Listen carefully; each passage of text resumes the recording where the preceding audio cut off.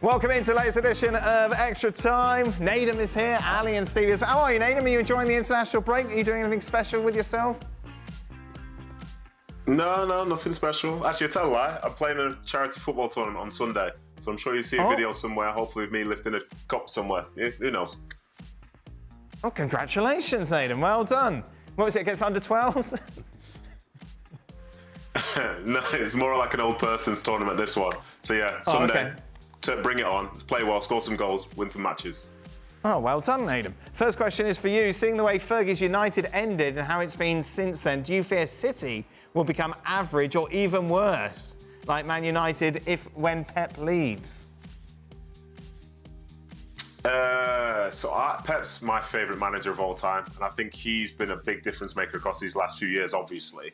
So I don't think it will potentially be as good and it'll look different. But in terms of it being like United, I think what's different is from when United started to fall off, other teams started to rise quite significantly. I don't think the Premier League's really in that sort of position again to find lots more teams pushing on in that manner. So I don't think it'll be as extreme if it does happen.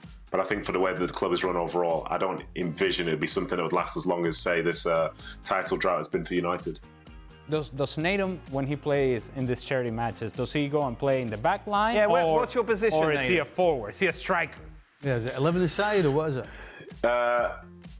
No, this is going to be 6-a-side. My goal, realistically, is to not have to play at the back anymore. I want to be able to enjoy my football, but sometimes, for my specialist skills, you just put me at the back and stand there and just take people out. You know, it is what it is. Job's a job. Wow.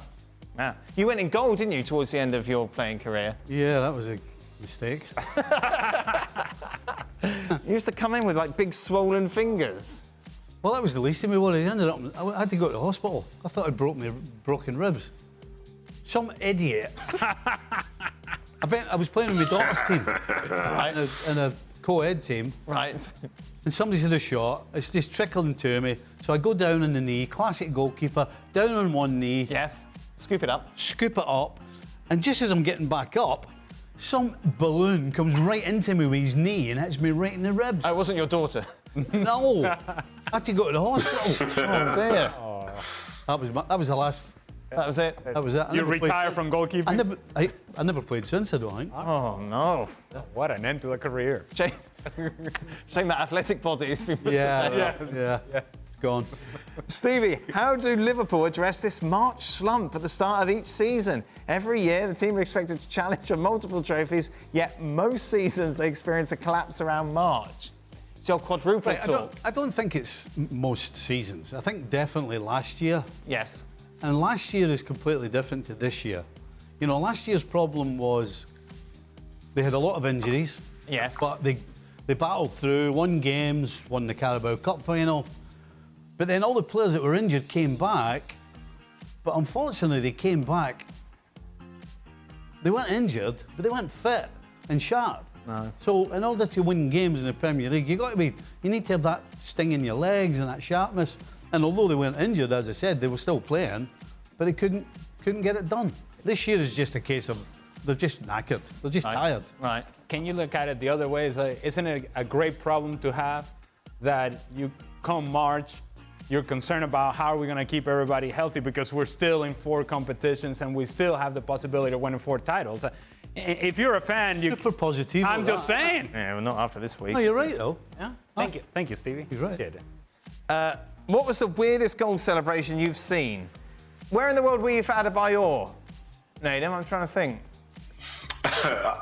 Well, I was watching that from the bench for that game in particular, but that wasn't that weird given the sort of animosity between him and the Arsenal fans.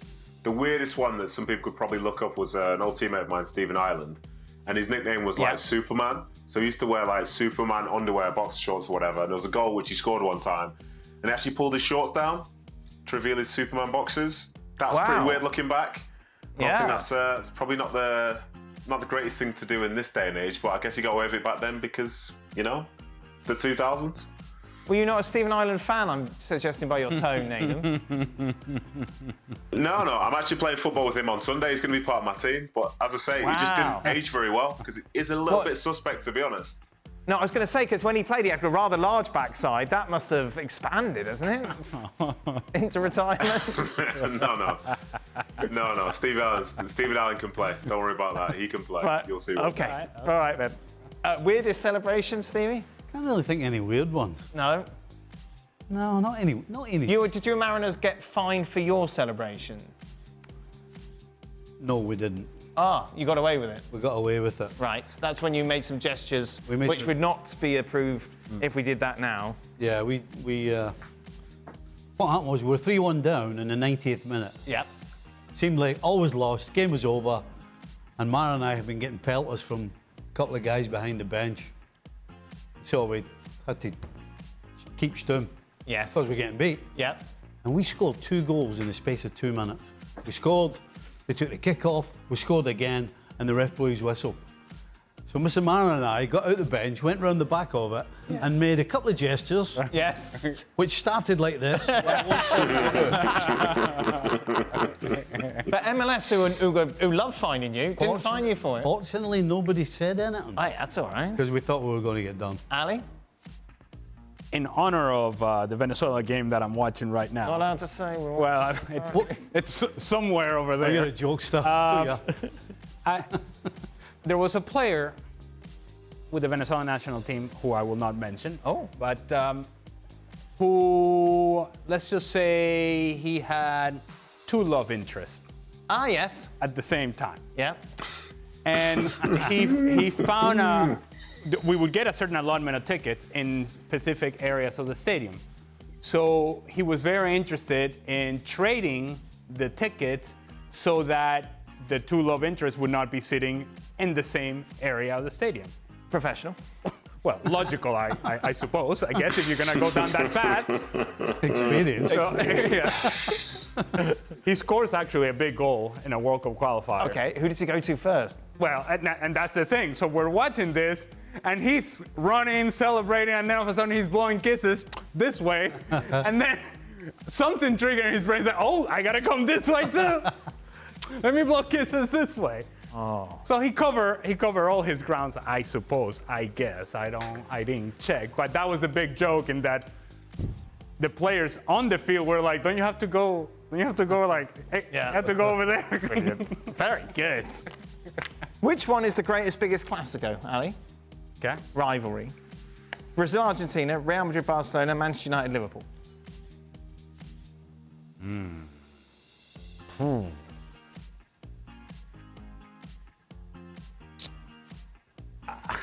I think you can put United, Liverpool third, can't you? Well, for me, yes, but I know that other people that may be far more It depends where you come from. might be far more invested. I'm gonna say Argentina, Brazil.